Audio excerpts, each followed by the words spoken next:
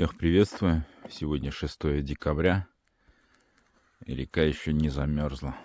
Я прям удивился, когда приехал. В позапрошлом году, 26 ноября, здесь уже рыбаки сидели. А тут, в принципе, еще даже погонять можно на лодке. Где-то вот километр, полтора-два. Уровень воды упал. Вот так вот лед опустился, сломался. Где-то сантиметров на 20-30.